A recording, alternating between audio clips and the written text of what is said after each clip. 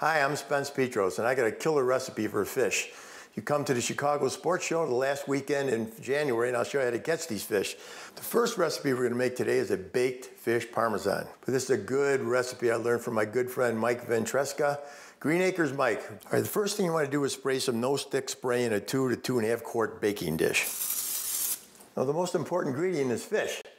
And you need some nice white fish like large crappies or bass or walleyes or pike filleted real well like this. You have the wash, which is milk and egg mixed up together, and you have the breading, which is Italian breadcrumbs, salt, pepper, and garlic powder, Romano cheese, a little bit of parsley thrown in there. Dip the fish in there, put it in the breading. Real good. Get it covered well. And just lay it in the pan, just like that.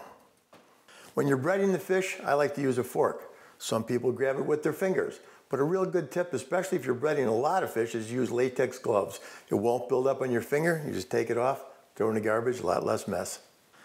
Now, it's okay to overlap the fish. It'll cook well, but then once you have them in like that, just grab some more of the breading and just sprinkle it all over the top. Coat them up real good, nice and flavorful.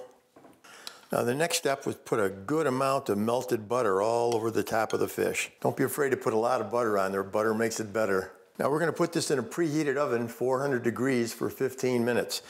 And I'll tell you, if you wanted to cook it just like this, it would be outstanding. But we're going to make Parmesan out of it. And we have another couple of more steps to go. The next thing you need is some spaghetti sauce. You can go to the store and buy some of your favorite, doctor it up a little bit with salt, pepper, garlic powder, maybe some red flakes, or you can make your own sauce, like I'm going to show you now. To get the sauce started, we need a cup of olive oil and a head of garlic that we have to crush and put it in the pan. After the garlic is crushed, we put it in the pan, put the olive oil in the pan, and we brown it up. All right, once the garlic is browned, we put in 4 cans of whole tomatoes, put a can of tomato paste, and we put a big can of tomato sauce in there. Now we season it with salt, pepper, garlic powder, oregano, and chopped up Italian parsley. Since it takes 3 hours for this sauce to simmer, you want to get this started before you start all the other steps. And when you get it done, you got a little extra sauce, freeze it, because you can use it as a later date, and it is great. Boy, the fish really looks good. It's browned up on the top. Time to take it out and add our magic sauce. Okay, our next step is to ladle the sauce over the top of the fish. Boy, does that look good. Sprinkle some Romano cheese over the top. I like cheese. All right, after Romano, we add a little mozzarella. Actually, we add a lot of mozzarella. Make sure everything is covered.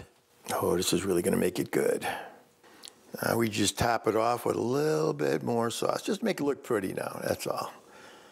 Just top it off like that.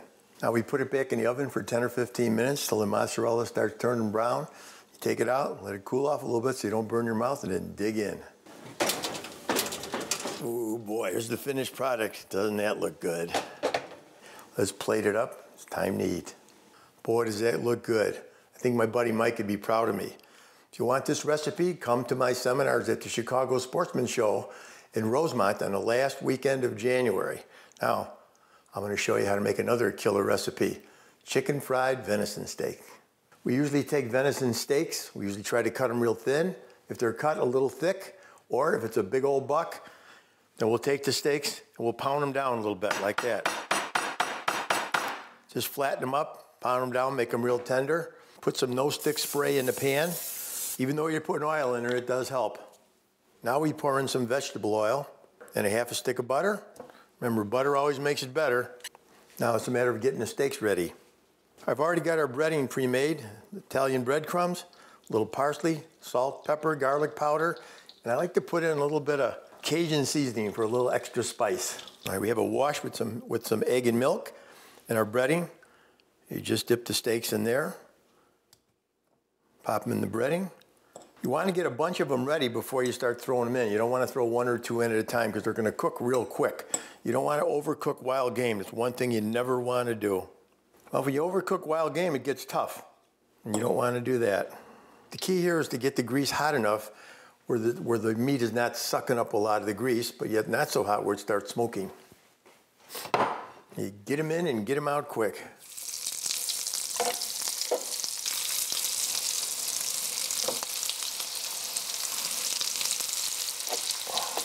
time you get the last ones in, the first ones are well underway to being done. You can see they're nice and golden brown already, and they haven't been in there about a minute or so. Just start flipping them over.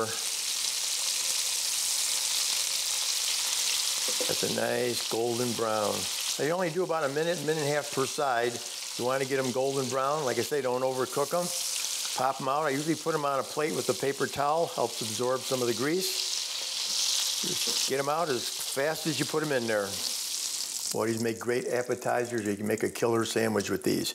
Make sure you stop by the sports show at the end of January.